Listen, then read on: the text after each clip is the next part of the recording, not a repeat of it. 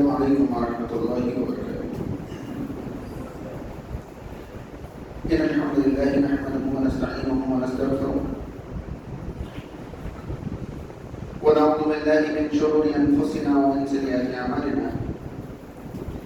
من يهده الله فلا مضل له ومن يضلل فلا هادي له، وأشهد أن لا إله إلا الله وحده لا شريك له، وأشهد أن محمدا عبده ورسوله. أما بعد، فإن خير الحديث كتاب الله، وخير الهدي هدي محمد صلى الله عليه وسلم، وشر الأمور محدثاتها، وكل محدثة بدعة، وكل بدعة ضلالة، وكل ضلالة في النار.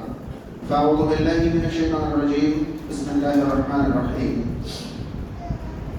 يا أيها الذين آمنوا اتقوا الله حق تقاته ولا تموتن إلا وأنتم مسلمون. يا أيها الناس اتقوا ربكم الذي خلقكم من نفس واحدة وخلق منها زوجها وبث منهما رجالا كثيرا ونساء، واتقوا الله الذي تساءلون به والأرحام إن الله كان عليكم رقيبا. يا أيها الذين آمنوا اتقوا الله وقولوا قولا سديدا يصلح لكم أعمالكم ويغفر لكم ذنوبكم، ومن يطع الله ورسوله فقد فاز فوزا عظيما. وقال تعالى في موضع آخر: هذا خلق الله فأروني ماذا خلق من دوني. محترم حاضرین اکرام، تعریف و توصیف کی تمام قسمیں اللہ رب العالمین کی لائق و مناسب ہیں. درود و سلام نازل ہوں اللہ کے آخر رسول احمدی مجتبی محمد مصطفیٰ صلی اللہ تعالی علیہ وسلم پر. اللہم صلی علی محمد وعلی آل محمد کما صلیت علی ابراہیم وعلی آل ابراہیم انک حمید مجید. ہمارے شیخ محترم سے امام صاحب سے گزارش کروں گا کہ آپ برائے کرم یہاں برابر میں کرسی پر بیٹھے ہیں. برائے کرم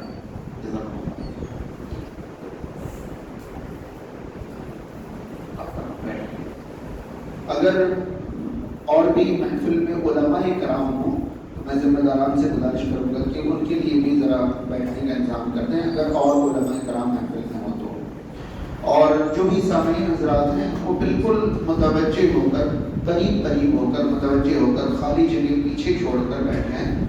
اور جو بھی باتیں ہیں انشاءاللہ آپ کو بار بار یہ بتایا گیا ہے کہ یہ تقریری پروگرام نہیں ہے، یہ کوئی تقریر کے لیے آپ کو جمع نہیں کیا جاتا، یہ تعلیمی اور تربیتی پروگرام ہے. یہاں تو ہر بات آپ کو سننی ہے، سمجھنی ہے، نوٹ کرنی ہے، اور یہ باتیں انشاءاللہ آپ کے ذریعے معاشرے تک، سماج کے تمام لوگوں تک پہنچنی ہے انشاءاللہ. یہ تعلیمی پروگرام ہے، تربیتی پروگرام ہے، یہ تقریری پروگرام نہیں ہے. خاص طور پر جو ہمارے مستقبل کے معمار جو چھوٹے چھوٹے بچے بیٹھے ہوئے ہیں، میں ان سب سے گزارش کروں گا کہ بچے آپ بہت دھیان سے یہ باتیں سنیں. سب سے زیادہ یہ آپ کے لیے ضروری باتیں. آپ کا عقیدہ مضبوط ہو جائے تو آپ بھی مضبوط ہو جائیں گے، اور آپ کے ذریعے نہ جانے کتنے لوگ انشاءاللہ بہترین عقیدہ اور صحیح عقیدہ حاصل کر پائیں گے، اپنا پائیں گے انشاءاللہ. آپ تمام کو اچھی طرح یاد ہے تحریک بیداری ملت کے نام پر یہ سلسلہ وار ماہانہ پروگرام گزشتہ 4 مہینوں سے چل رہا ہے. آج اس کا 5واں مہینہ یعنی 5ویں کڑی ہے. میں ایک سانس میں تمام عنوانات آپ کو یاد دلا دوں. اس سلسلے کا پہلا عنوان تھا وہ علم جو ہر مسلمان پر فرض ہے. دوسرا عنوان تھا اصول ثلاثہ یعنی قبر کے 3 سوالات. تیسرا عنوان تھا توحید ہے تو سب کچھ ہے. چوتھا عنوان تھا خبردار یہ توحید نہیں ہے. آج 5واں اس سلسلے کا عنوان ہے کیا مسلمان مشرک بھی ہو سکتا ہے. یہ 5واں عنوان ہے. شروع کے 3 عناوین کی وضاحت کے لیے اور حضرات یہاں آئے تھے، مگر گزشتہ مہینہ جو چوتھا عنوان تھا خبردار یہ توحید نہیں ہے، اس کی وضاحت کے لیے میں ہی آپ کے سامنے حاضر ہوا تھا. جو باتیں پچھلے مہینے میں نے آپ تک رکھی تھی، پہنچائی تھی، وہ یہ تھی کہ دنیا میں انسان اللہ کے علاوہ کسی کی بھی عبادت کرے، اس کا مقصد پہلے بھی، آج بھی اور بعد میں بھی ہمیشہ سے ایک ہی رہتا ہے کہ ہم ان سے کچھ فائدہ حاصل کر لیں اور نقصان سے بچ جائیں. فائدہ حاصل کرنے اور نقصان سے بچنے کے لیے جو کام کیے جاتے ہیں ان تمام کاموں کی تفصیلات گزشتہ پروگرام میں آپ کے سامنے میں نے پہنچانے کی کوشش کی تھی۔ آج ہم اور آپ اسی سلسلے کو آگے بڑھا کر یہ سمجھنے کی کوشش کریں گے کیا مسلمان مشرک بھی ہو سکتا ہے؟ یہ تو بہت بعد کی بات ہے، اس سے پہلے کچھ باتیں سمجھنی ہیں۔ یاد رہے میں نے پچھلی بار بھی بتایا تھا اور میں آج بھی بتا رہا ہوں، یہ جو عنوان آپ کے سامنے رکھے جا رہے ہیں یہ ایک کتاب ہے، اس کتاب کی روشنی میں آپ تک پہنچائے جا رہے ہیں، اور وہ کتاب ہے کتاب التوحید۔ پچھلی بار بھی میں نے بتایا تھا، اور ذہن میں رہے کہ کتاب التوحید میں 67 ابواب ہیں، 60 اور 67 ابواب ہیں، اور یہ 67 ابواب 6 خطاب میں 6 پروگرام میں آپ تک پہنچانے کا ارادہ ہے۔ اب ظاہر سی بات ہے جب 67 ابواب 6 پروگرام میں آپ تک پہنچائے جائیں گے تو اوسطاً ایسے ہی 11 سے زیادہ ابواب بیٹھ رہے ہیں ہر خطاب میں۔ جب ایک خطاب میں 1 گھنٹے سے کم کے وقت میں 11 ٹاپک آپ تک پہنچائے جائیں گے، 11 چیپٹر آپ تک پہنچائے جائیں گے، تو یقیناً بہت زیادہ تفصیل ممکن نہیں ہوگا، بہت زیادہ وضاحت ممکن نہیں ہو پائے گی، اور اشارتاً آپ کو باتیں سمجھنی ہیں۔ مگر ہم تمام لوگ اللہ کا شکر و احسان کرنا بنتا ہے ہمارے بارے میں کہ اللہ رب العالمین نے ہمیں توحید پر قائم رکھا ہے، شرک سے بچنے کی توفیق عطا فرمائی ہے، علم اور علماء سے ہم جڑے ہوئے ہیں، قرآن و سنت ہمارے آس پاس ہمیشہ سے پہنچتی رہی ہے، لہذا یہ باتیں سمجھنا ہمارے لیے بہت زیادہ مشکل انشاءاللہ نہیں ہوگی۔ حاضرین، پچھلے مہینے کے سلسلے کو آگے بڑھاتے ہوئے ہم شروعات یہاں سے کریں گے کہ آخر کوئی اللہ کے علاوہ کسی کو نفع اور نقصان کا مالک بنا لے تو وہ کہاں کہاں غلطی کرتا ہے۔ اللہ کے علاوہ کسی کو بھی کوئی نفع اور نقصان کا مالک بنا لے تو وہ کہاں کہاں غلطی کرتا ہے۔ سب سے پہلی غلطی اس کی یہ ہوتی ہے کہ وہ اللہ کے علاوہ کسی کو معبود بنا رہا ہے، اللہ کے علاوہ کسی کو معبود بنا رہا ہے، چاہے وہ اپنی زبان سے ایسا کہے یا نہ کہے، لیکن جو حق معبود کا ہے وہ اللہ کے علاوہ کو دے رہا ہے۔ لہذا پہلی غلطی تو اس کی یہ ہو رہی ہے کہ وہ اللہ کے علاوہ کسی کو معبود بنا رہا ہے، جبکہ اللہ کے علاوہ کوئی معبود نہیں ہو سکتا۔ اس کی کئی آسان دلیلیں ہیں، مگر ہر ایک کو سمجھ میں آ جائے ایسی 2 دلیلیں میں آپ تک پہنچانا چاہوں گا، ہر کسی کو سمجھ میں آ جائے، مجھے آپ کو ہر کسی کو سمجھ میں آ جائے۔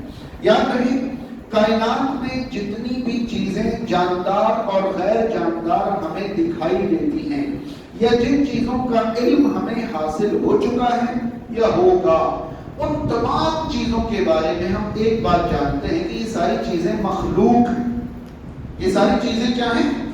مخلوق ہیں، اور ان تمام چیزوں کو پیدا کرنے والا مخلوق نہیں بلکہ خالق ہے۔ اتنی بات سمجھ سکتے ہیں نا آسانی سے؟ تمام چیزوں کو پیدا کرنے والا خالق ہے، اور خالق کے علاوہ کوئی بھی خالق نہیں ہے، کیونکہ خالق کے علاوہ ساری چیزیں چاہے وہ جاندار ہو یا غیر جاندار، وہ ساری چیزیں خالق نہیں بلکہ مخلوق ہیں۔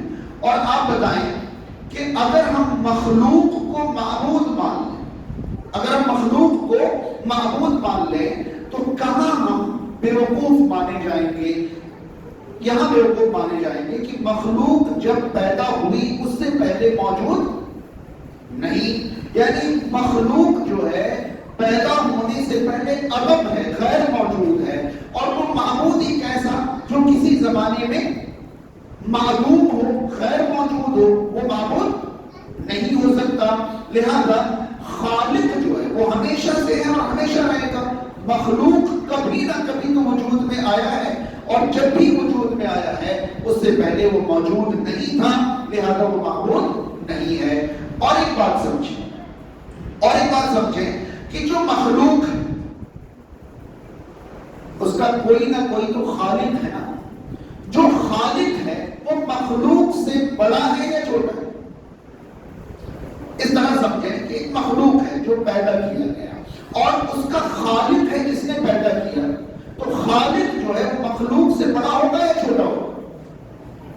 اگر ہم اور آپ کسی مخلوق کو معبود بنا لیں تو معلوم یہ ہوا کہ جسے ہم نے معبود بنایا ہے اس سے بڑا کوئی نہ کوئی موجود ہے، کیونکہ یہ مخلوق ہے اور جو بھی اس کا خالق ہوگا وہ اس سے بڑا ہوگا. یعنی ہم نے اسے کیسے معبود بنا لیا جو سب سے بڑا نہیں ہے. اب یہاں بھی ہم بیوقوف قرار پائیں گے. مالک خالق جو ہے وہی معبود ہو سکتا ہے، مخلوق معبود نہیں ہو سکتا. اس کی دو وجہ ہے، کیونکہ مخلوق ہمیشہ سے بھی نہیں ہے اور مخلوق سب سے بڑا بھی نہیں ہے. دو باتیں سمجھ میں آ گئی. اب اس کے بعد اور آگے چلیں تو ہم اور آپ یہ محسوس کر سکتے ہیں، ہم اور آپ یہ محسوس کر سکتے ہیں کہ آخر کسی نے بھی اللہ کے سوا کسی کو معبود بنایا تو کیوں بنایا؟ کچھ پالے یا کوئی نقصان نہ ہو. لیکن اگر ہمیں کسی سے کچھ حاصل ہو، اگر ہمیں کسی سے کچھ حاصل ہو تو اس کے لیے پہلی ضرورت یہ ہے کہ جس سے ہم حاصل کرنا چاہ رہے ہیں وہ مالک ہو. وہ کیا ہو؟ مالک ہو. جبکہ ہم اور آپ یہ جانتے ہیں کہ قرآن مجید بار بار یہ کہتا ہے، بار بار یہ کہتا ہے کہ ہر چیز مخلوق ہے، مالک تو صرف اللہ رب العالمین ہے. آپ نے دیکھا قرآن مجید میں آپ جگہ جگہ دیکھیں گے، جگہ جگہ پائیں گے اللہ تعالیٰ یہ فرمائے گا کہ اللہ نے تمہیں پیدا کیا، اللہ نے آسمان کو پیدا کیا، اللہ نے زمین کو پیدا کیا، زمین اور آسمان کے درمیان کی تمام چیزوں کو پیدا کیا. بلکہ سورہ لقمان کی آیت نمبر 11 کے اندر تو اللہ رب العالمین نے فرمایا ھذا خلق اللہ فارونی ماذا خلق من دونہ.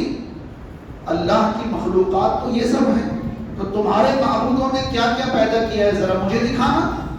یعنی مخلوقات کو پیدا کرنے والا ہی خالق اور معبود ہے، مخلوق معبود نہیں ہو سکتا. یہاں آگے بڑھنے سے پہلے ہمیں ایک بات ذہن میں رکھیں، ایک ہے خالق اور مخلوق اور ایک ہے والد اور مولود. کبھی والد اور مولود ہمیں خالق اور مخلوق کی مشابہت میں نہ ڈالیں. ایک آدمی جس کے نطفے سے نسل آگے بڑھے وہ خالق نہیں والد ہوتا ہے، وہ خالق نہیں والد ہوتا ہے. اور اس کے نطفے سے پیدا ہونے والا مخلوق نہیں مولود ہوتا ہے. فرق سمجھ میں آیا؟ یعنی کوئی جانور ہو، کوئی بھی جاندار ہو یا انسان ہو، ایک انسان شادی شدہ ہے، اب اس کو اللہ نے بیٹا اور بیٹیاں عطا فرمائی. کبھی وہ انسان اپنے بیٹا اور بیٹی کو یہ نہیں کہتا کہ یہ میری مخلوق. اپنے بیٹا کو کبھی کہتا ہے کہ یہ میری مخلوق ہے، اپنی بیٹی سے کبھی کہتا ہے یہ میری مخلوق ہے؟ جی نہیں، بلکہ وہ کہتا ہے یہ میری اولاد ہے، یہ میری اولاد ہے. اور یہ اولاد کا جو لفظ ہے نا، یہ اولاد کا جو لفظ ہے، یہ توالد کا جو لفظ ہے، یہ انسان کا جز منتقل ہو رہا ہے. جبکہ اللہ تعالیٰ نے اپنے بارے میں فرمایا ہے لم یلد ولم یولد. اللہ تعالیٰ خالق ہے، والد نہیں ہے، اللہ کا کوئی جز نہیں ہے. اللہ تعالیٰ توالد کے ذریعے نسل آگے نہیں بڑھاتا. لم یلد ولم یولد ہے، مگر انسان خالق نہیں بلکہ والد ہے. جانور اپنی نسل کی افزائش کرتے ہیں تولید کے ذریعے، تخلیق کے ذریعے نہیں. بس میں تو انسان کی اولادیں انسان کی اولاد ہیں، انسان کی مخلوق نہیں ہے. اور ہمارے والد ہیں، ہمارے خالق نہیں ہیں. اور جو خالق ہے وہی معبود ہے، خالق کے علاوہ کوئی معبود نہیں ہے. اس کے بعد جو مالک ہے وہی معبود ہے، مالک کے علاوہ کوئی معبود نہیں. کائنات کی ہر چیز مملوک ہے، مالک صرف اور صرف اللہ تعالیٰ. کیوں اللہ تعالیٰ بار بار قرآن مجید میں یہ فرماتا ہے للہ ما فی السماوات وما فی الارض وَلَهُ مَا فِي السَّمَاوَاتِ وَمَا فِي الْأَرْضِ وَلِلَّهِ مِيرَاثُ السَّمَاوَاتِ وَالْأَرْضِ. کیوں بار بار یہ فرماتا ہے؟ زمین اور آسمان کی وراثت اسی کی ہے، زمین اور آسمان کی ملکیت اسی کی ہے، زمین اور آسمان میں جو کچھ ہے اسی کا ہے، زمین اور آسمان اور اس کے درمیان کی ساری چیزیں اسی کی ہیں. کیوں بار بار اللہ تعالیٰ ملکیت دکھاتا ہے؟ اس لیے کہ کائنات میں اللہ کے علاوہ کو معبود بنانے کی وجہ یہ کہ ہم اس سے کچھ لے سکیں. جب اس کا کچھ ہے ہی نہیں تو مجھے کیسے دے گا؟ جب اس کا کچھ ہے ہی نہیں تو وہ کیسے دے دے گا؟ سب کچھ کس کا ہے؟ اللہ تعالیٰ کا. لہذا نفع اور نقصان کا مالک اللہ کے سوا کوئی بھی نہیں ہے اور اللہ کے علاوہ معبود بننے کے قابل کوئی نہیں. کیونکہ اللہ کے علاوہ کوئی خالق نہیں، اللہ کے علاوہ کوئی مالک نہیں ہے۔ جب مالک نہیں ہے کوئی تو وہ دے نہیں سکتا۔ بات سمجھ میں آ گئی؟ قرآن مجید میں سورہ فاطر کے اندر اللہ رب العالمین نے ایک مثال دی۔ اللہ تعالیٰ نے فرمایا کہ تم لوگ اللہ کے علاوہ جنہیں پکارتے ہو وہ قطمیر کے بھی مالک نہیں۔ کس کے مالک نہیں ہے؟ قطمیر، ایک لفظ ہے، قطمیر کے بھی مالک نہیں ہے۔ یاد رہے ملکیت میں اس سے معمولی مثال شاید بن نہیں سکتی تھی۔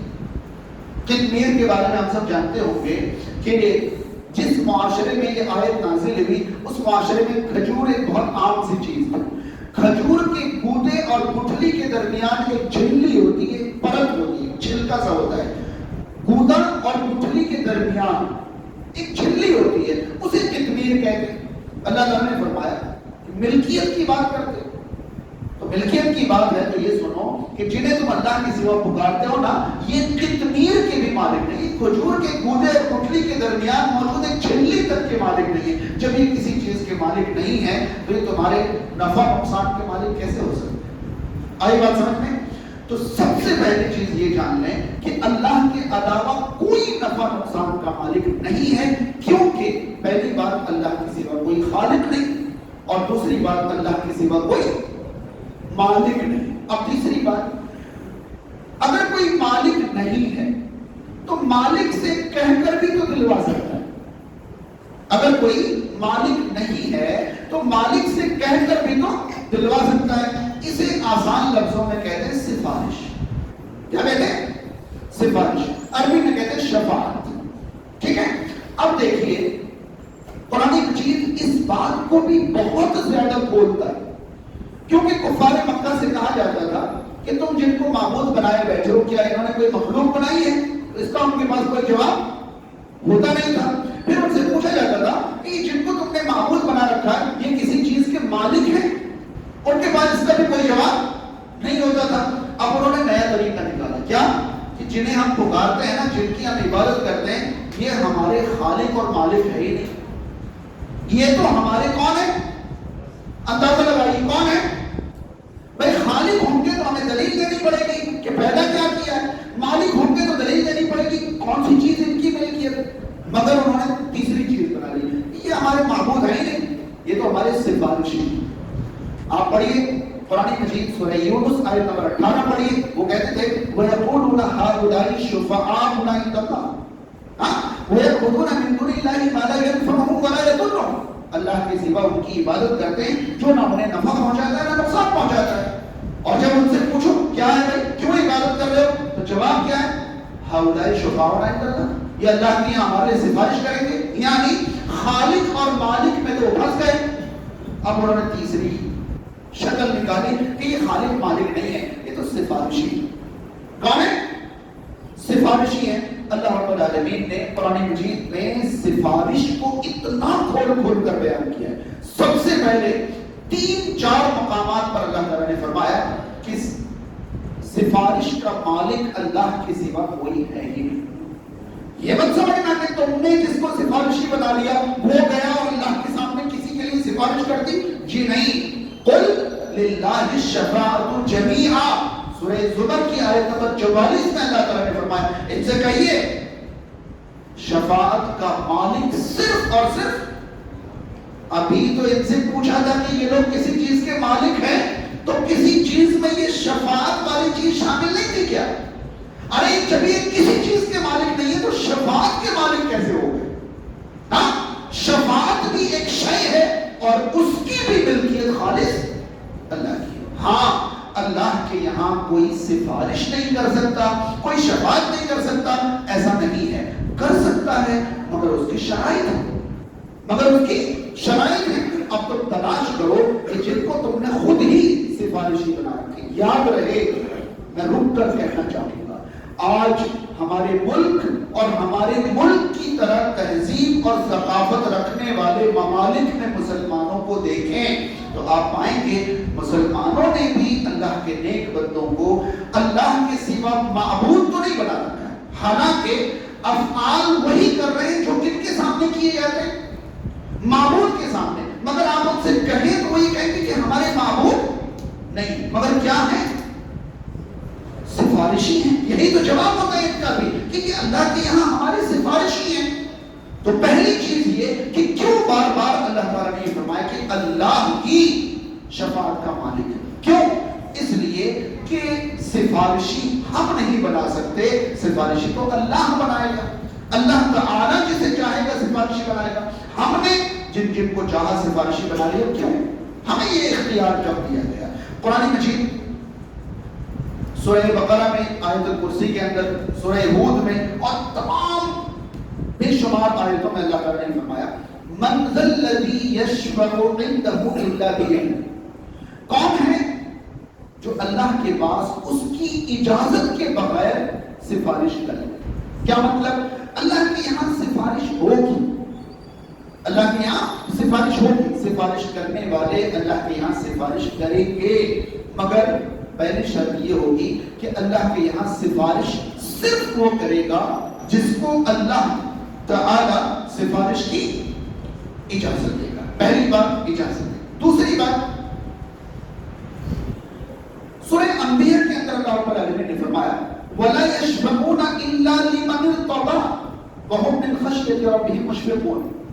جن کو سفارش کی اجازت ملے گی وہ سفارش نہیں کریں گے مگر صرف ان کے لیے جس سے وہ راضی ہو. پہلی بات یہ کہ سفارشی اپنی طرف سے سفارش نہیں کر پائیں گے، اللہ کی اجازت کا محتاج ہوں گے. اور دوسری بات سفارش کی اجازت مل جائے تو جن کے لیے چاہے ان کے لیے سفارش نہیں کر پائیں گے، بلکہ جن کے حق میں سفارش کی اجازت ملے گی صرف انہی کے بارے میں سفارش کر پائیں. ٹھیک ہے؟ ایک اور شرط ہے، تیسری بھی شرط ہے. سورہ نازعات سورہ نبا میں پڑھیں. سورہ نبا کے اخیر میں اللہ تعالیٰ نے فرمایا یوم یقوم الروح والملائکۃ صفا لا يتكلمون الا من اذن له الرحمن وقال صوابا. اس دن روح الامین اور فرشتے صف باندھے کھڑے ہوں گے. یوم یقوم الروح والملائکۃ صفا. اس دن قیامت کے دن روح الامین یعنی جبریل امین علیہ السلام اور تمام فرشتے صف باندھے کھڑے ہوں گے. یہ صف باندھے کھڑے ہوں گے کا مطلب جانتے ہیں؟ مطلب یہ کہ کوئی پر مارنے کی طاقت نہیں رکھے گا. ایسا نہیں کہ کوئی وہاں اپنی مرضی سے کچھ کرنے کی طاقت رکھتا ہو. صف باندھے یعنی مجبور ہو کر کھڑے ہو. لا يتكلمون الا من اذن له الرحمن. کوئی کلام نہیں کرے گا، کوئی منہ نہیں کھولے گا سوائے ان کے جن کو رحمان اجازت دے. اور وقال صوابا. اور جب انہیں کلام کی اجازت ہوگی تو جو یہ چاہیں گے وہ بول دیں جی نہیں، بلکہ یہ ہمیشہ درست بات کہیں گے. وقال صوابا. جنہیں سفارش کی اجازت ملے گی وہ ٹھیک ٹھیک بات کہیں گے. کیا مطلب ٹھیک ٹھیک بات کہیں گے؟ یعنی جن کے لیے سفارش کریں گے اتنی ہی سفارش کریں گے جتنے کہ وہ حقدار ہیں.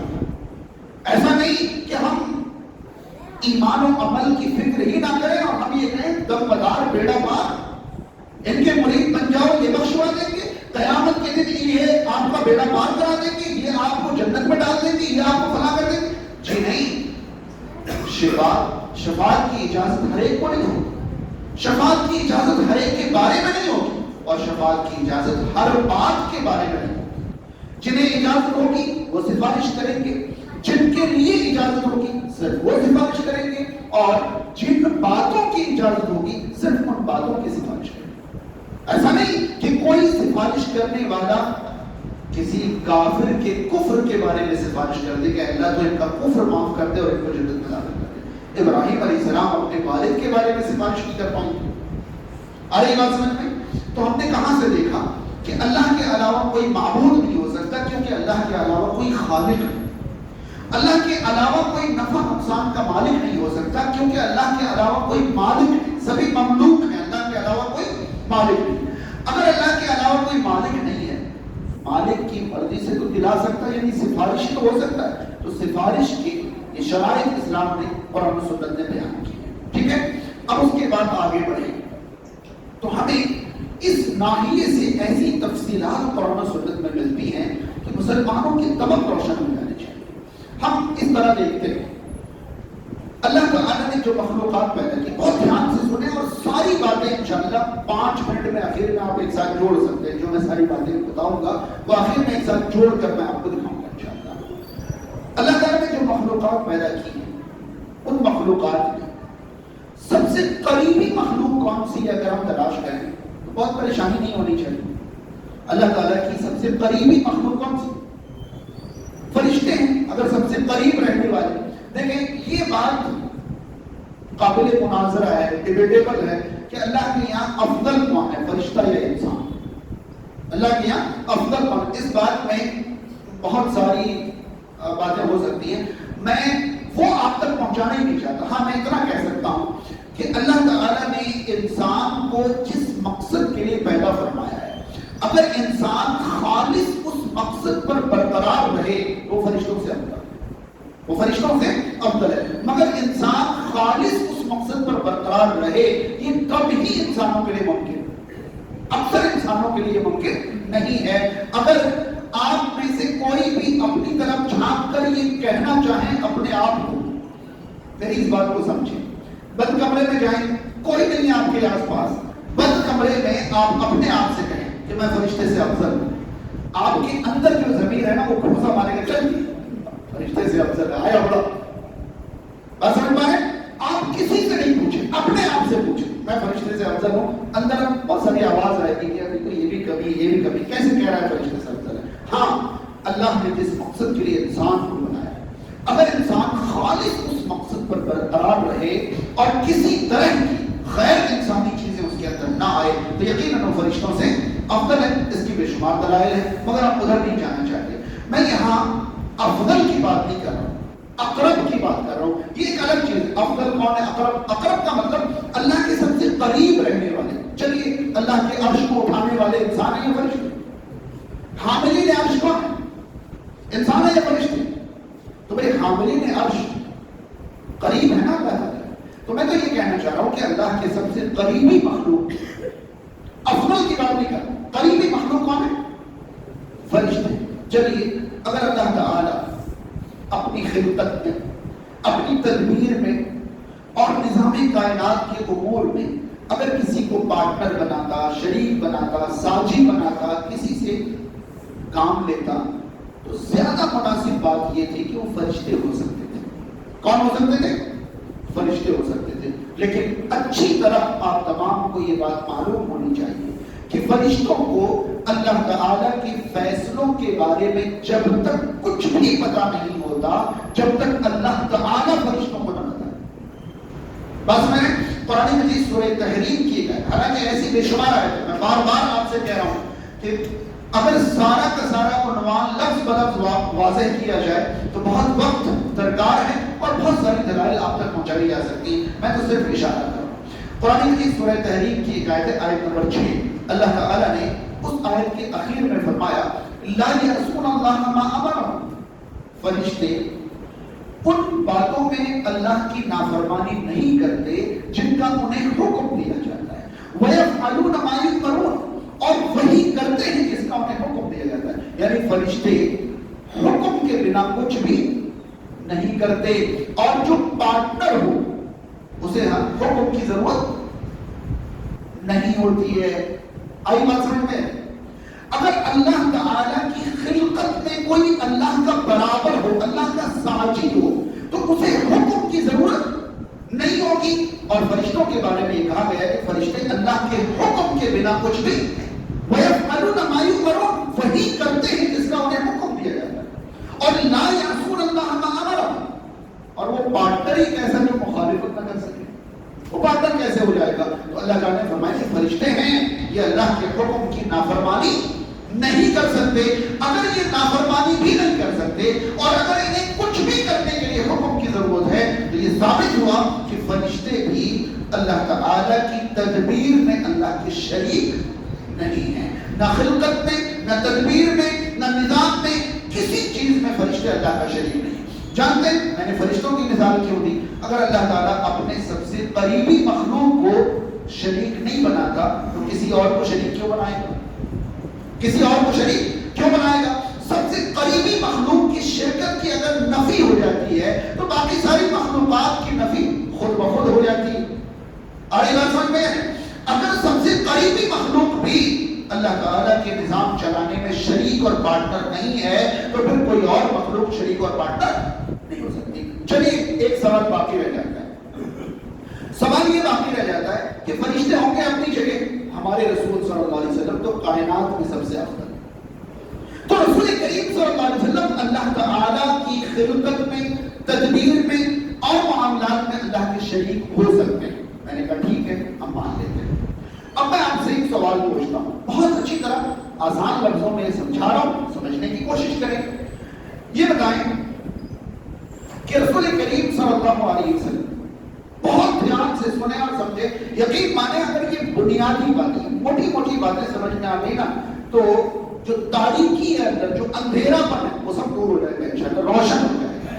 یہ بتائیے ہم لوگ چلے کہاں سے؟ نفع نقصان سے. یعنی اللہ کے علاوہ کسی کو بھی معبود بنانے کا ہمیشہ سے مقصد ایک ہی رہا ہے کہ کچھ نفع حاصل کر لیں اور نقصان سے بچ جائیں. چلیے ابھی ہم پہنچے رسول کریم صلی اللہ علیہ وسلم تک کہ کائنات میں، اللہ کی مخلوقات میں خالق کے بعد رسول کریم صلی اللہ علیہ وسلم سے زیادہ افضل، اکمل، بہتر اور مکمل کوئی بھی نہیں ہے. رسول کریم صلی اللہ علیہ وسلم اللہ کے بعد سب سے افضل، مخلوقات میں آپ کی برابری کرنے والا کوئی نہیں ہے. اللہ تعالی کے بعد کائنات میں کوئی رسول کریم صلی اللہ علیہ وسلم سے افضل ہے.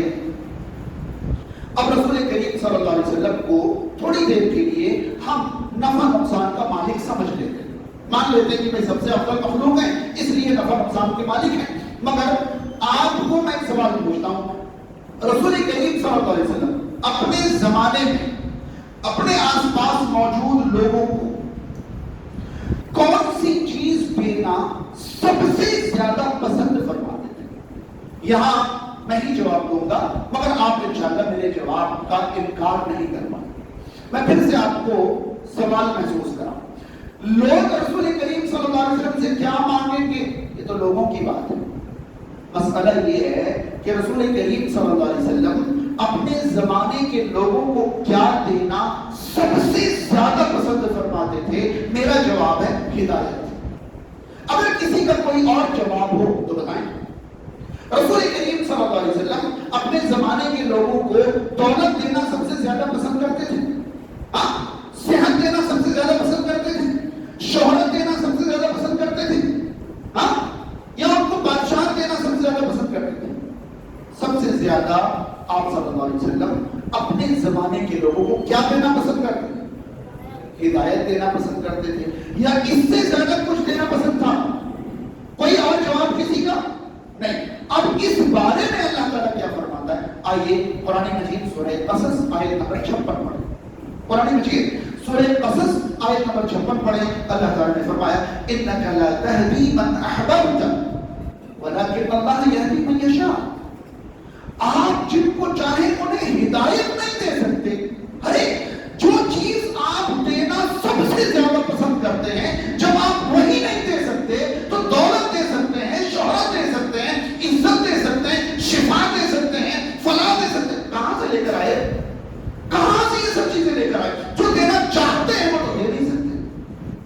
اور یہ آیت کب نازل ہوئی تھی یہ بتانے کی ضرورت نہیں ہے. رسول کریم صلی اللہ علیہ وسلم کو رسالت کی زندگی کی شروعات کے بعد سب سے زیادہ آپ کی حفاظت اور آپ کا دفاع کرنے والوں میں سے ایک آپ کے چچا ابو طالب کی موت کا وقت جب قریب آیا تب رسول کریم صلی اللہ علیہ وسلم کے پاس گئے اور جا کر آپ نے گزارش کی کہ چچا کلمہ توحید کا اقرار کر لیں، میں اللہ کے سامنے اس کلمہ کے ذریعے آپ کے لیے حجت کروں، اللہ کے سامنے کلمہ توحید پیش کر کے آپ کے لیے بات کروں گا. میں کلمہ توحید کے خلاف وہ چاہتے تھے اقرار کر لیں مگر بڑے بڑے قریش کے سردار وہاں موجود تھے. اچھا زندگی بھر اپنے باپ دادا کے دین پر رہتے ہوئے اب جہنم کے ڈر سے ایمان لاؤ گے؟ صفوان بن امیہ، ابو جہل وغیرہ بڑے بڑے سردار کفار کے موجود تھے. خیر مسئلہ یہ ہے کہ آخر میں چچا نے کہا میں اپنے باپ دادا کے دین پر پڑھتا ہوں، میں اپنے باپ دادا کے دین پر پڑھتا ہوں، یعنی کلمہ توحید کا اقرار نہیں کیا. رسول کریم صلی اللہ علیہ وسلم وہاں سے غمگین افسردہ دل، آنکھوں سے آنسو جاری اور آپ باہر نکلے. ابھی آپ راستے میں تھے، رسول کریم صلی اللہ علیہ وسلم پر یہ آیت نازل ہوئی کہ آپ جنہیں پسند کریں انہیں ہدایت. انک لا تہدی من احببت، آپ ہدایت نہیں دے سکتے جنہیں چاہیے آپ پسند کریں، آپ چاہیں، ولیکن اللہ یہدی من یشاء، بلکہ اللہ جسے چاہے انہیں ہدایت دے سکتا ہے۔ یہاں ایک غلط فہمی دور کر دوں، قرآن مجید میں ہدایت کا لفظ کئی معانی میں استعمال ہوا ہے۔ کوئی نہیں اس بات کو رد کرنے کے لیے قرآن مجید کی کچھ آیتیں پیش کر سکتا ہے۔ مثلا سورہ رعد، قرآن مجید میں 13 بارے میں سورہ رعد، سورہ رعد کی آخری آیت ہے، سورہ رعد کی آخری آیت ہے انک لتہدی الی صراط مستقیم، بے شک آپ یقیناً صراط مستقیم کی طرف ہدایت دیتے ہیں۔ ہاں میں نے تو اپنا قضیہ ہی سے بنایا، مدعا ہی سے بنایا کہ رسول کریم صلی اللہ علیہ وسلم جو دینا چاہتے تھے وہ بھی نہیں دے پا رہے، اور قرآن کہتا ہے کہ یقیناً آپ صراط مستقیم کی ہدایت دیتے ہیں۔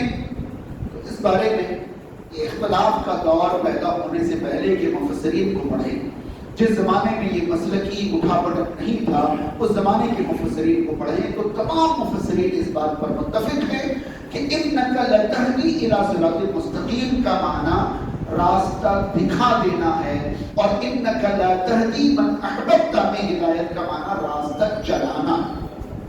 یاد رہے، راستہ دکھانا یہ بھی ہدایت ہے اور راستہ چلانا یہ بھی ہدایت ہے۔ راستہ دکھانا کسی کے بھی بس کی بات ہے، میں بھی جو کھڑا ہوں اللہ کے فضل و کرم سے مجھے توفیق ملی کہ میں آپ کو راستہ دکھا رہا ہوں، مگر راستہ چلا نہیں سکتا۔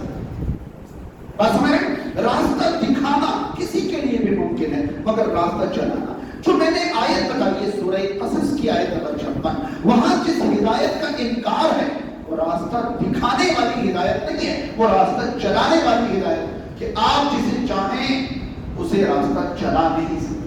ہاں آپ ہر ایک کو راستہ دکھا سکتے ہیں۔ فرق سمجھ میں آیا؟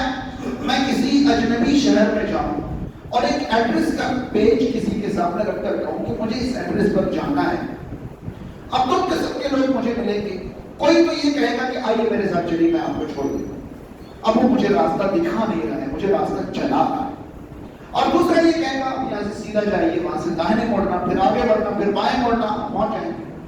وہ یہی ہے، اس نے راستہ چلایا نہیں بلکہ راستہ دکھا دیا۔ تو راستہ دکھانا تو ہر ایک کے بس کی بات ہے، راستہ چلانا ہدایت کا معنی جو راستہ چلانا ہے وہ صرف اب شروع سے دیکھیں، اللہ کے علاوہ کوئی معبود نہیں ہو سکتا، کیونکہ اللہ کے علاوہ کوئی کیا نہیں ہے۔ پہلی بات میں نے کیا بتایا، اللہ کے علاوہ کوئی خالق نہیں، اللہ کے علاوہ کوئی خالق نہیں۔ اس کے بعد میں نے بتایا تھا کہ اللہ کے سوا کوئی نفع نقصان کا مالک نہیں، کیونکہ اللہ کے سوا کوئی مالک نہیں، اللہ کے سوا کوئی مالک نہیں۔ چلو کوئی مالک نہیں ہے تو کوئی مالک سے سفارش کر کے دلوا سکتا، تو کوئی سفارش کا بھی مالک اللہ کے سوا نہیں ہے۔ ہاں سفارش کی اجازت ملے گی، رسول کریم صلی اللہ علیہ وسلم کو ملے گی، اللہ کے اور بندوں کو ملے گی، مگر اس کے لیے کتنی شرائط؟ 3 شرائط۔ پہلی شرط جن کو اجازت ملے گی وہی سفارش کرے گا، دوسری شرط جن کے لیے اجازت ملے گی صرف انہی کے لیے سفارش ہوگی، اور تیسری شرط جس بات کی اجازت ملے گی صرف اسی بات کی سفارش ہوگی، اپنی مرضی کی باتوں کی سفارش نہیں ہوگی۔ اس کے بعد ہم نے آگے دیکھا کہ اگر اللہ تعالیٰ نفع اور نقصان کے معاملات میں کسی کو شریک کرتا تو سب سے قریبی مخلوق باعتبار مخلوق فرشتے تھے، مگر اللہ تعالیٰ کی تدبیر میں فرشتے بھی شامل نہیں ہیں، کیونکہ فرشتے اللہ کے حکم کی نافرمانی بھی نہیں کر سکتے، اور فرشتوں کو کچھ بھی کرنے کے لیے اللہ کے حکم کی ضرورت ہے، لہذا وہ شریک نہیں ہے۔ اب تمام مخلوقات میں کوئی ذات اگر اللہ کی تدبیر میں شریک ہو سکتی تھی تو وہ ذات محمد رسول اللہ صلی اللہ علیہ وسلم سے بڑھ کر کوئی ذات نہیں ہو سکتی تھی، اور رسول کریم صلی اللہ علیہ وسلم اپنے زمانے کے لوگوں کو جو دینا سب سے زیادہ پسند فرماتے تھے وہ کیا چیز تھی؟ ہدایت۔ اور قرآن کہتا ہے کہ آپ جسے چاہیں اسے ہدایت بھی نہیں دے سکتے۔ تو پتہ چلا کہ نفع اور نقصان کا مالک اللہ کے سوا کوئی نہیں ہے، یعنی معبود اللہ کے سوا کوئی نہیں ہے۔ اتنی بات سمجھ میں آ گئی؟ اب چلیے آگے بڑھتے ہیں۔ آخرکار یہ ہوتا کیوں؟ لوگ اللہ کے سوا کسی کو معبود کیوں بنا لیتے؟ میں خالق وہ اکیلا ہے تو وہ اکیلا ہوگا، مالک وہ اکیلا ہے، سب کچھ وہ اکیلا ہے، تو پھر کیا بنا ہے کہ لوگوں نے آخر دوسروں کو معبود بنایا کیوں؟ تو حضرین کرام یہ بھی اتنی ہی واضح ہے جتنی یہ باتیں واضح ہیں۔ اللہ کے علاوہ کو معبود بنانے کی پہلی وجہ جو ہے شخصیتوں کے بارے میں غلو کرنا، شخصیتوں کے بارے میں غلو کرنا۔ غلو کا مطلب جانتے ہیں؟ غلو کا مطلب حد سے آگے بڑھا دینا، حد سے آگے بڑھا دینا۔ دیکھیے جب کسی انسان کے بارے میں ایسی باتیں مشہور کی جائیں گی جو اس انسان کے بس کی بات نہیں ہے تو سننے والوں کے دل میں ان کے بارے میں انسان والے جذبات کا پیدا ہوں گے، معبود والے جذبات پیدا ہو جائیں گے نا۔ میں آپ کو تمام ادیان میں، تمام مذاہب میں ایسی باتیں سنا سکتا ہوں جہاں انسانوں کے بارے میں انسان کے دائرے سے اوپر کی باتیں مشہور ہیں۔ کیا ہے؟ مشہور ہے۔ اب آپ جس ملک میں رہتے ہیں اس ملک میں ایسے واقعات سنائے جاتے ہیں۔ ایک صاحب تھے، انہوں نے 12 سال کھانا نہیں کھایا۔ ایک صاحب تھے، انہوں نے 12 سال کھانا، دیکھیے مسکرانے کی بات نہیں ہے، بات یہ ہے کہ آخر معبود والی فیلنگ کسی کے بارے میں انسان کے دل میں کب پیدا ہوتی ہے؟ یہاں سے پیدا ہوتی ہے جب غلو کیا جاتا ہے۔ ایک صاحب کے بارے میں کہا کہ انہوں نے 12 سال کھانا نہیں کھایا، سننے میں تو بڑا چھوٹا سا جملہ ہے، مگر یہ بتائیے جو کھانا کھانے کی محتاجگی سے بالا تر ہو وہ ذات انسان کیوں؟ بات سمجھیں؟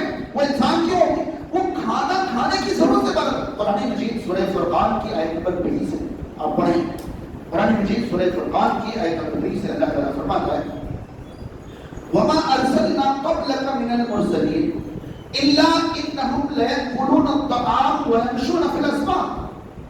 ہم نے آپ سے پہلے کوئی رسول ایسا نہیں بھیجا جو کھانا نہیں کھاتا اور بازار میں آنا جانا نہیں کرتا۔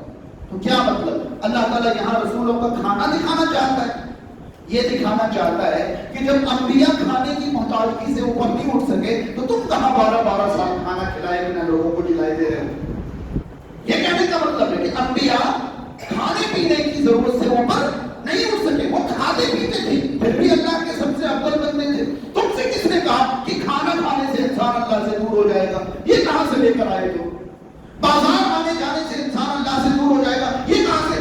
انبیاء بازار جاتے تھے، سورہ فرقان کی آیت نمبر 20 پڑھیں، کوئی رسول ایسا نہیں جو بازار نہیں جاتے تھے۔ لَيَأْكُلُونَ الطَّعَامَ وَيَمْشُونَ فِي الْأَسْوَاقِ، کھانا بھی کھاتے تھے، بازار میں بھی جاتے تھے۔ اور قرآن مجید میں سورہ نحل کے اندر اللہ تعالیٰ نے فرمایا کہ ہم نے تمام انبیاء کی بیوی اور بچے بنائے، یعنی انبیاء کی بیویاں تھیں، انبیاء کے۔ اب جب ہمیں سنایا جائے گا کہ 12 سال کسی نے کھانا نہیں کھایا تو ہمارے دل میں معبود والی فیلنگ پیدا ہوگی، یعنی ایسا بھی ہے، اس کا مطلب یہ نارمل ہیومینٹی تو نہیں ہے، یہ تو اسپیشل کیریکٹر ہے کوئی۔ پھر اس کے بعد ہمیں سنایا جاتا ہے کہ ایک دن وہ اپنے کمرے میں داخل ہوئے، یقین مانے میں یہ باتیں مسکرانے کے لیے نہیں کہنا، محسوس کرانے کے لیے ہمیں سنایا جاتا ہے کہ ایک دن وہ اپنے کمرے میں داخل ہوئے، ایک عورت سجی دھجی بیٹھی تھی، انہوں نے ان سے پوچھا آپ کون؟ تو کیا جواب ہے؟ آپ کی بیوی۔ اچھا، میرے اور میرے رب کے درمیان آپ بیوی بن کر آئی ہیں؟ اس سے میں ان کے اوپر نگاہ ماری تو وہ جل کر رہا ہوں۔ ہمیں یہ سنایا جاتا ہے، سنا آپ لوگوں نے؟ ہاں، ارے صابر صاحب کلیر والوں نے اپنی بیوی پر جلال کی نگاہ ماری تو وہ جل کر راکھ ہو۔ اب ہم یہ سب سن کر بڑے ہوں گے تو ان کے بارے میں عبد والی فیلنگ آئے گی یا معبود والی؟ کون سی والی فیلنگ آئے گی؟ معبود والی کہ بھائی اتنے اونچے رسول کریم صلی اللہ علیہ وسلم ایک ساتھ 9 بیویوں کے ساتھ علاقہ رکھتے ہیں، تعلق رکھتے ہیں، اللہ سے دور نہیں ہوتے۔ ہاں، اب سوال یہ ہے کہ کوئی تو یہ پوچھے کہ بھائی ایک شخص رات کو کمرے میں جاتا ہے، سجی دھجی دلہن بیٹھی ہوئی ہے، تو بغیر نکاح کے وہ کمرے تک کیسے آ گئی؟ ہاں، دن میں نکاح ہوا ہوگا تبھی تو اب کمرے میں بیٹھی ہوئی ہے، جب نکاح ہو رہا تھا تو قبول کسی اور نے کیا تھا کیا؟ ہاں، نہیں آئی بات سمجھ؟ جب دن میں نکاح ہو رہا تھا تو بیوی کے طور پر ان کو قبول کس نے کیا تھا؟ جب قبول کر رہے تھے تبھی منع کرتے تھے مجھے قبول نہیں ہے، اپنے اور اپنے معبود کے درمیان بیوی قبول نہیں ہے، تو نکاح ہی نہیں ہوتا، کمرے میں کیسے پہنچ جاتے؟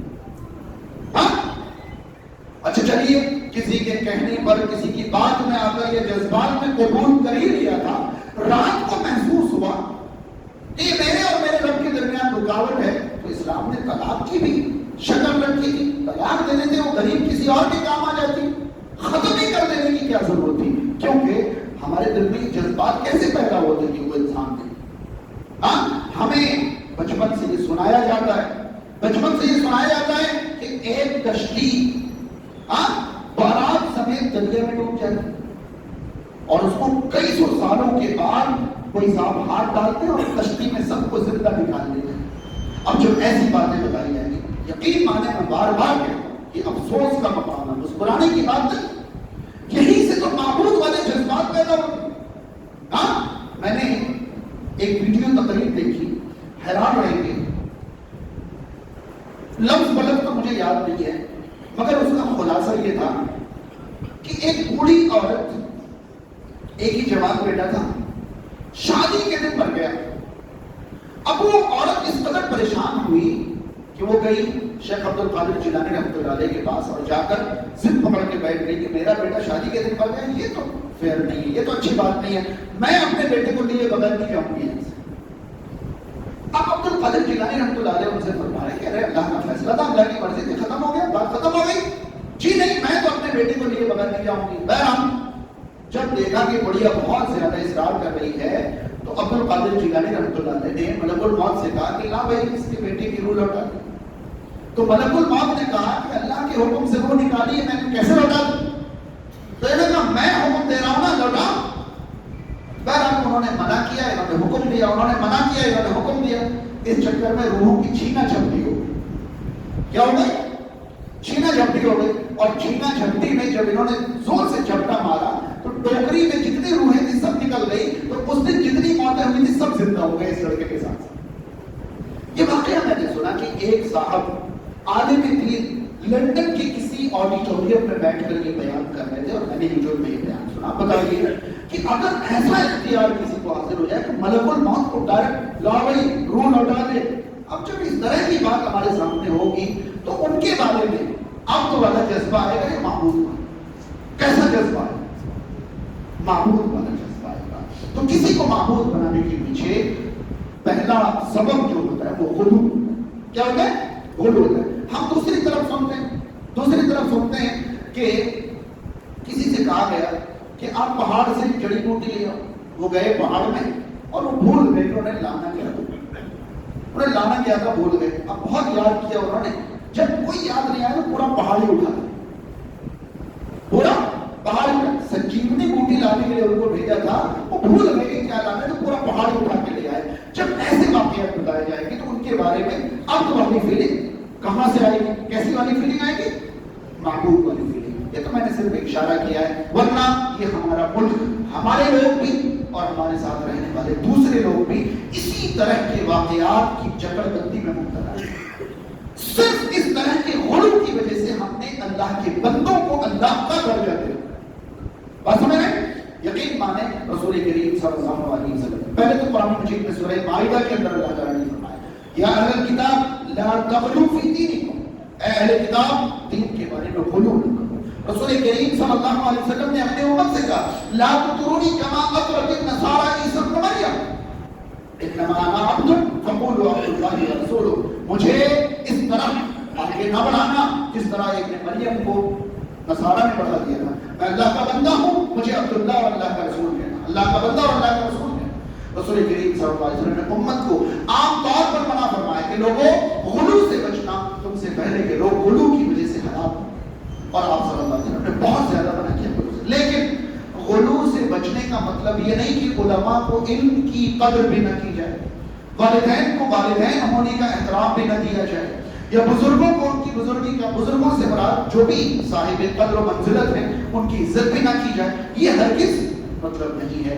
افراط و تفریط سے بچتے ہوئے صاحب قدر کی قدر کی جائے، مگر صاحب قدر کے یہاں معبود کی صفت تلاش نہ کی جائے۔ صاحب قدر اپنی صلاحیتوں کی وجہ سے قدر کا حقدار ہے، مگر ان کے اندر صلاحیتوں کی وجہ سے معبود کی صفت پیدا نہیں ہو سکتی۔ معبود تو صرف اللہ ہے، اللہ کے علاوہ کسی کے اندر معبود کی صفت پیدا نہیں ہو سکتی۔ اس کے بعد کسی کے اندر معبود والی صفات تلاش کرنے کی بہت بڑی وجہ ہے کسی شخصیت سے جڑی ہوئی جگہ کو بڑا کر دینا، غلو کر دینا۔ فلاں صاحب یہاں رہتے تھے اس لیے یہاں سے گزر جانے سے ایسا ہو جائے گا، فلاں صاحب نے یہاں زندگی گزاری تھی اس لیے یہاں یہ فیض حاصل ہوتا ہے۔ آج پورے ہندوستان میں یہ فیض کی جو دریا بہی ہوئی ہے، یہ سارے کے سارے مقامات کسی نہ کسی اللہ کے نیک بندے کی طرف منسوب ہیں کہ ان مقامات سے فلاں شخص جڑے ہوئے تھے اس لیے ان مقامات کا مرتبہ بڑھ گیا۔ یاد رہے رسول کریم صلی اللہ علیہ وسلم نے کعبۃ اللہ میں عبادت کا مقام بڑھا کر بیان فرمایا ہے۔ مسجد نبوی اور مسجد اقصیٰ بھی اسی زمرے میں آتے ہیں، مگر دنیا کی باقی تمام مساجد عبادات کے اعتبار سے برابر ہیں۔ ہاں، دنیا کی مساجد غیر مساجد سے افضل ہیں، دنیا کی مساجد غیر مساجد۔ رسول کریم صلی اللہ علیہ وسلم کا یہ فرمان ہے کہ احب البلاد الی اللہ المساجد، اللہ کے یہاں بلاد میں سب سے محبوب ترین مقامات مساجد ہیں، مگر ہم کسی بھی جگہ کو کسی بھی وجہ سے افضل قرار دے دیں، مبارک قرار دے دیں، شریف قرار دے دیں، یہ شریف وہ شریف، یہ شریف وہ شریف، پورا کا پورا شہر شریف ہو گیا، پورا کا پورا علاقہ شریف ہو گیا۔ اب شخصیتوں سے جڑنے کی وجہ سے جب مقامات کے بارے میں ہم نے غلو کرنا شروع کیا تو پھر ان مقامات کو معبود کا درجہ دیا جائے گا۔ لوگ باقاعدہ یہ سمجھنے لگے کہ ان مقامات سے ضرورتیں پوری ہوتی ہیں، وہاں لوگ جا کر زبانی مرادیں مانگنے کے ساتھ ساتھ تحریری طور پر عرضیاں باندھنے اور لٹکانے لگے۔ لہذا بغیر دلیل کے ہم کسی مقام کے بارے میں غلو نہیں کر سکتے۔ رسول کریم صلی اللہ علیہ وسلم نے اپنی زندگی میں شرک کے تمام ترین اسباب سے اس طرح امت کو روکا اور منع کیا ہے کہ کوئی بھی ایسی چیز جس میں شرک کی طرف لے جانے کی ذرہ برابر کی صلاحیت تھی، اسلام نے ان تمام چیزوں سے کیا کر دیا؟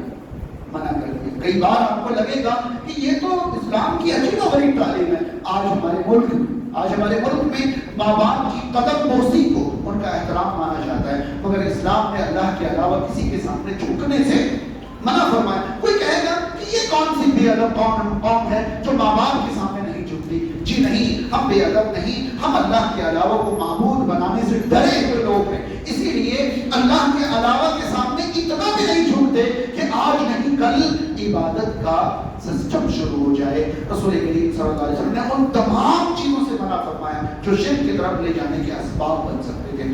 اگر اس پر ایک خطاب کیا جائے کہ وہ کون سی چیزیں ہیں جو شرک کی طرف لے جانے والی ہو سکتی تھی اور رسول کریم صلی اللہ علیہ وسلم نے منع فرمایا، تو صرف اس پر کئی خطاب ہو سکتے ہیں، کئی خطاب ہو سکتے ہیں، مگر یاد رہے کہ اللہ کے نبی صلی اللہ علیہ وسلم نے اسی لیے ان سب چیزوں سے منع فرمایا۔ آپ صلی اللہ علیہ وسلم نے یہاں تک فرمایا کہ یہود و نصارہ پر اللہ کی لعنت ہے، انہوں نے اپنے نبیوں اور صالحین کی قبروں کو سجدہ گاہ بنا لیا۔ یاد رہے میری قبر کو تم لوگ سجدہ گاہ نہ بنانا۔ اللہ تعالیٰ سے دعا فرمائی کہ اللہ میری قبر کو بت نہ بننے دینا، کہیں میری قبر کی عبادت نہ ہونے لگے، اے اللہ تو اس بات سے میری قبر کو بچا کر رکھنا۔ یہ آپ صلی اللہ علیہ وسلم کی تعلیمات میں سے آخری بات آج کی ہے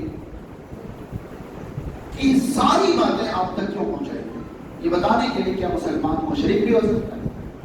کیا لگا آپ کو یہ سب سن کر کہ اللہ کے علاوہ کو خالق ماننا ہے، اللہ کے علاوہ کو مالک ماننا یہ بھی ہے، اللہ کے علاوہ کو سفارشی ماننا یہ بھی ہے، اللہ کے علاوہ کو تدبیر اور نظام کائنات میں مختار اور متصرف ماننا یہ بھی، یہ ساری چیزیں تو مسلمانوں میں بھی پائی جا رہی ہیں۔ لیکن مسلمانوں کے پاس ایک حدیث ہے، کچھ اقوال ہے، صحیح مسلم کی ایک حدیث ہے کہ شیطان اس بات سے نا امید ہو چکا ہے کہ اب جزیرہ عرب میں ان کی عبادت ہوگی۔ یعنی کل ملا کر یہ کہا جاتا ہے کہ مسلمان شرک نہیں کر سکتا، مسلمان مشرک نہیں ہو سکتا۔ یعنی آپ جو یہ بتا رہے ہو، یہ تقریریں اور خطاب کر رہے ہو کہ یہ شرک ہے اور یہ شرک ہے اور یہ شرک ہے، آپ لوگ ٹھیک سے پڑھائی کرو، آپ جانتے نہیں ہو زیادہ، مسلمان کچھ بھی کر لے وہ شرک نہیں ہو سکتا، مسلمان مشرک نہیں ہو سکتا، ایسا کہا جاتا ہے۔ پتہ نہیں آپ نے سنا یا نہیں سنا ہے، باقاعدہ کہا جاتا ہے۔ ابن عباس رضی اللہ تعالیٰ عنہ کا ایک قول بھی ہے کہ جو آیت مشرکین کے بارے میں ہے وہ مسلمانوں پر فٹ نہیں کرنی چاہیے۔ بہت اچھی بات ہے، مسلمانوں پر فٹ نہیں کرنی چاہیے، مگر مشرکین اور منافقین والے اعمال مسلمانوں کے اندر کیوں پائے جائیں گے؟ جب تک وہ اعمال مسلمانوں کے اندر نہیں پائے جائیں گے، وہ آیتیں کیوں مسلمانوں میں فٹ کی جائیں گی؟ ایک شخص کا عقیدہ اور عمل مشرکوں جیسا ہو، پھر وہ کہے کہ میں مسلمان ہوں، مجھ پر یہ آیتیں فٹ نہ کرو، تو آپ مسلمان ہو تو آپ کے عقیدے اور اعمال مشرکوں جیسے کیوں ہے؟ پھر یہ آیتیں آپ پر فٹ کیوں ہو رہی ہیں؟ آپ اندازہ لگائیں کہ آخر مشرکوں والی آیتیں مسلمانوں پر فٹ کیسے ہوں گی؟ جب ایک آدمی غیر اللہ کے بارے میں ایسا کوئی عقیدہ اور عمل نہیں رکھے گا تو کوئی جان کر بھی ان آیتوں کو کیسے فٹ کر دے گا؟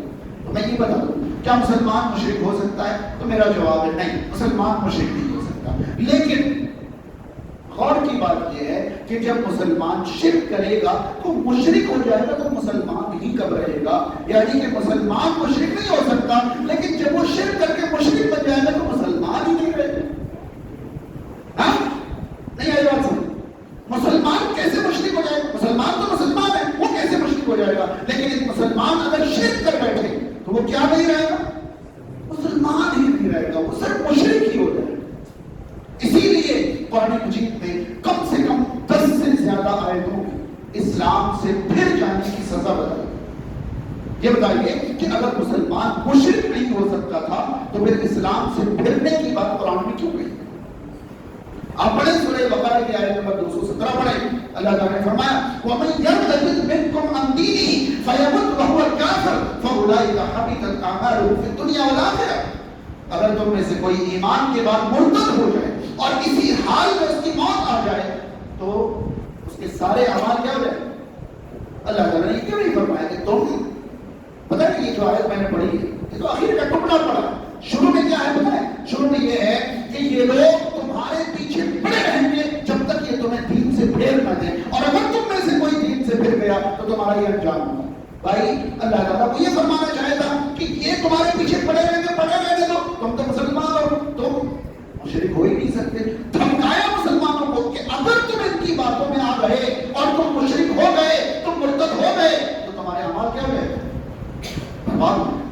اور بے شمار کئی مقامات پر قرآن مجید میں کہا گیا ہے کہ اگر ایمان کے بعد تم نے کفر اختیار کر لیا یا اگر تم ایمان کے بعد کافر ہو، آپ سورہ نحل کی آیت نمبر 106 پڑھیں، آپ کو ملے گا کہ جو شخص ایمان کے بعد کفر اختیار کر لے، ہاں وہ لوگ اس سے بری ہیں جن کو مجبور کیا جائے، مگر جن کا دل کفر پر مطمئن ہو جائے کے بارے میں وعید بتائی۔ تو اگر مسلمان مشرک نہیں ہو سکتا تو پھر ارتداد کا ذکر قرآن میں ہونا ہی نہیں چاہیے۔ احادیث میں رسول کریم صلی اللہ علیہ وسلم نے باقاعدہ قیامت کی نشانیوں میں سے یہ نشانی بتائی ہے کہ قیامت قائم نہیں ہوگی یہاں تک کہ میری امت کے کچھ لوگ مشرکوں سے جا ملیں گے، بتوں کی پوجا کرنے لگیں گے، بتوں کی پوجا کرنے لگیں گے۔ مگر میں اپنا خطاب اس بات پر ختم کروں گا کہ یہ ساری باتیں میں نے اس لیے آپ تک نہیں پہنچائی ہیں کہ ہم ایک دوسرے کے اندر شرک تلاش کریں اور ان کو مشرک قرار دے کے ٹک لگا دیں۔ فتویٰ صادر کرنے کے لیے یہ باتیں میں نے آپ تک نہیں پہنچائی۔ یاد رہے، عمل کو کفر اور شرک قرار دیں تاکہ لوگ کفریہ اور شرکیہ عمل سے بچ جائیں، لیکن عمل کرنے والے کو کافر اور مشرک قرار نہ دیں، کیونکہ یہ تکفیر ہے اور ہمارا مسلک تکفیر کا نہیں ہے۔ وہ کیوں کر رہا ہے وہ جانے اور اس کا رب جانے، لیکن آپ کہیں کہ یہ عمل غلط ہے، آپ لوگوں کو کفریہ اور شرکیہ عمل سے بچانے کی کوشش کریں، ان کے کفریہ عمل کی وجہ سے آپ انہیں کافر اور مشرک قرار نہ دیں۔ تو فتویٰ دینے کے لیے میں نے یہ بتا رہے مولانا تو ایک بات سمجھا دی، اب تو ہر کوئی مشرک ہے، ہم اپنے کلیجے کو ٹھنڈا کر دیں، سب کو کافر قرار دے کر، سب کو مشرک قرار دے کر۔ تو یاد رہے کہ میں اپنی طرف سے تمام احباب جماعت کی علماء کرام کی طرف سے اعلان کرتا ہوں کہ ہمارا مسلک تکفیر کا نہیں ہے، ہم صاحب ایمان کو یا صاحب اقرار کو کافر اور مشرک قرار نہیں دیتے، ہمارا مسلک تکفیر کا نہیں ہے۔ یہ ساری باتیں کفر مطلق بیان کرنے کے لیے ہیں کہ آپ عمل کو عمل کفر قرار دیں، آپ عمل کو عمل شرک قرار دیں، مگر ان کے کرنے والوں کو کافر اور مشرک نہیں، بلکہ ان کو آپ اس طرح کے اعمال سے بچانے کی کوشش کریں۔ پہلی ذمہ داری ہمارے لیے کہ ہم اپنے اندر جھانکیں کہ کہیں ہمارے اندر اس میں سے کوئی چیز نہ ہو، اگر ہے تو فوراً ان چیزوں سے باہر نکلیں۔ اور دوسری ذمہ داری یہ ہے کہ جن کے اندر بھی ہو ان سے محبت کے ساتھ، احترام کے ساتھ، قربت کے ساتھ، عزت کے ساتھ ہمدردی کے ساتھ انہیں ان اعمال سے بچانے کی کوشش کریں. اللہ تعالیٰ ہم تمام کو کہیں کہیں ان باتوں پر خود اور تمام کو عمل کرنے اور کرانے کی توفیق عطا فرمائے. اقول قولی ھذا استغفر اللہ لی ولکم ولسائر المسلمین والحمد للہ رب العالمین والسلام علیکم ورحمۃ اللہ وبرکاتہ.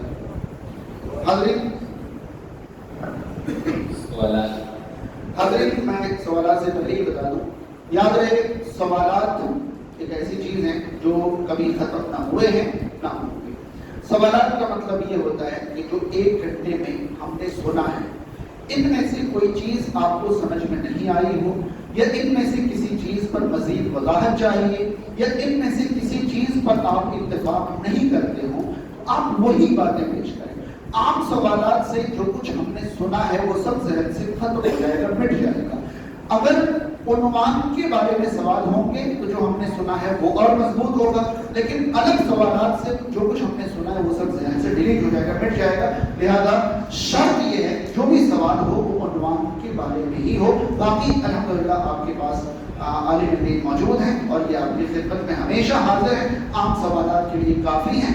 جو میں نے پیش کیا ہے، میری کسی بات سے آپ کو اعتراض ہو، اتفاق نہیں ہو، وضاحت چاہتے ہو یا سمجھ میں نہیں آئی ہو تو آپ مجھ سے وضاحت طلب کر سکتے ہیں.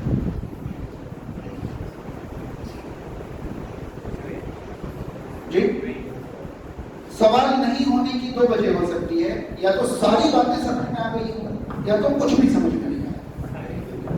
اگر سب کچھ سمجھ میں آ جائے تو کوئی سوال نہیں ہوتا، پھر کچھ بھی سمجھ میں نہیں آیا ہو تو بھی سوال نہیں ہوتا. تو 2 ہی وجہ ہو سکتی ہے. تو کیا ہے دونوں میں سے؟ ساری بات الحمدللہ سمجھ میں آ گئی. چلیے اب ایک اعلان ہے. آپ کو ہر بار یہ بتایا گیا ہے کہ یہ جو سلسلہ چل رہا ہے کافی ٹائم سے 5واں خطاب تھا، ابھی کچھ اور خطاب ہوں گے، اس کے بعد بھی کتاب التوحید کے کچھ ٹاپک آئیں گے انشاءاللہ. مگر آپ تمام کو ایک اور حسین موقع دیا جا رہا ہے. جولائی کے دوسرے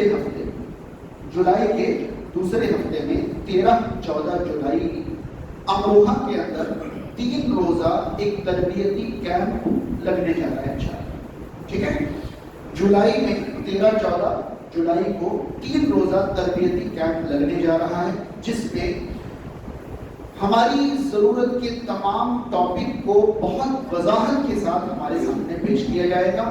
اور وہاں 3 دن آپ کو مکمل رہنا ہے تعلیم کے ارادے سے، تربیت کے ارادے سے. آپ کا کھانا پینا، ناشتہ، رہنا، نہانا دھونا سب کچھ وہیں انتظام ہوگا. آپ وہاں جائیں گے اور وہاں مکمل طور پر اس کیمپ کا حصہ بنیں گے.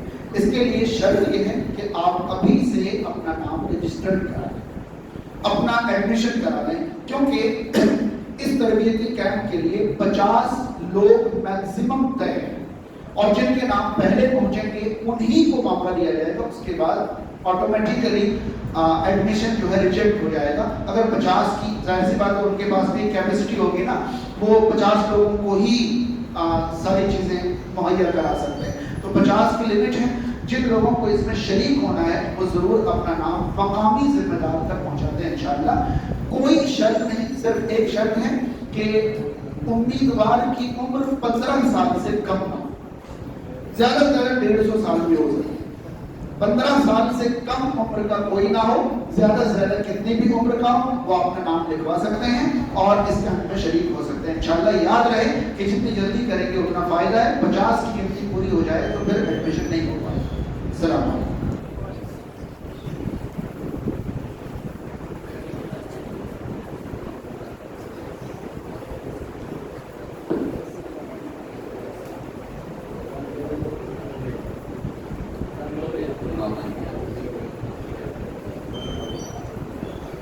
ماشاءاللہ الحمدللہ.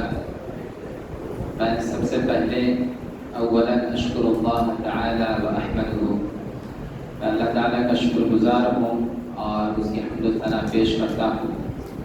اور ثانیاً میں شیخ محترم کا شکر گزار ہوں کہ یہ اتنے دور دراز سے تشریف لائے اور اپنا قیمتی وقت ہم سب کو دیا اور بہت ہی اچھی باتیں، دقیق باریکی باتیں بالکل کھول کے وضاحت کے ساتھ پیش کیا. اور یہ بالکل ہمارے ذہن قلوب میں امید کرتے ہیں کہ نقش ہو گیا ہے تو ان چیزوں کو ہمیں حفاظت کرنا ہے، یاد رکھنا ہے اور اس پہ عمل پیرا ہونا ہے. یہ یوں ہی ضائع ہونے کے لیے نہیں دینا ہے. اور اسی وجہ سے بارہا یہ کہا جاتا ہے کہ ماہانہ پروگرام، خاص طور سے ماہانہ پروگرام میں ضرور شرکت کیا جائے. جمعہ میں اعلان کرتے ہیں، جمعہ کے علاوہ فرداً جن احباب کا ہمارے پاس نمبرات ہے ان تک ہم باتیں پہنچاتے ہیں، اور بعض احباب سے انفرادی طور پہ ملاقات بھی کرتے ہیں. تو جو فکر ذمہ داران کی طرف سے کیا جاتا ہے، آپ بلغوا عنی ولو آیہ، جو حدیث ہے اللہ کے نبی علیہ الصلوۃ والسلام نے حجۃ الوداع کے موقع پہ پیش فرمایا تھا، اس مصداق کے تعلق سے وہ ذمہ داری آپ خود اپنے اوپر بھی لے سکتے ہیں. کیونکہ اللہ کے نبی کی حدیث ہے کہ کلکم مسئول، تم سب سے پوچھا جائے گا، سوال کیا جائے گا عن رعیتہ، اس کی رعیت کے تعلق سے. یہ اس کی رعیت میں آپ کی بیوی ہیں، بچے ہیں، دوست ہیں، احباب ہیں، ماں باپ ہیں، بہن بھائی ہیں، تمام کے تمام احباب آ جاتے ہیں. اگر آپ نے اس چیز کو کوشش نہیں کی اور ان کو جو خود پیغام نہیں پہنچایا، لیکن پیغام پہنچانے والے تک، بات سمجھانے والے تک نہیں جوڑا، تو آپ سے یہ پوچھ ضرور ہوگا. تو ان چیزوں کا خیال رکھا کریں کہ جو بھی پروگرام ہو اس میں جب بھی اعلان کیا جائے تو دل جمعی کے ساتھ فوراً ایک ذمہ داری کے تحت خود آنے کی کوشش کیا کریں، اور اپنے گھر والوں کو ضرور جوڑنے کی کوشش کیا کریں. تو شیخ محترم نے جو بھی باتیں قرآن و حدیث کی روشنی میں ہم سب کو پیش کیا ہے، اللہ تعالیٰ ہم سب کو کہنے سننے کے ساتھ ساتھ عمل صالح کرنے کی توفیق عطا فرمائے. اور وقت بالکل قریب ہے، اور آپ کی تمام ضروریات سے فارغ ہو جائیں. اس کے بعد انشاءاللہ اذان ہوگی، اذان کے بعد جماعت اپنے وقت پہ جماعت ادا کیجیے. جزاک اللہ خیر.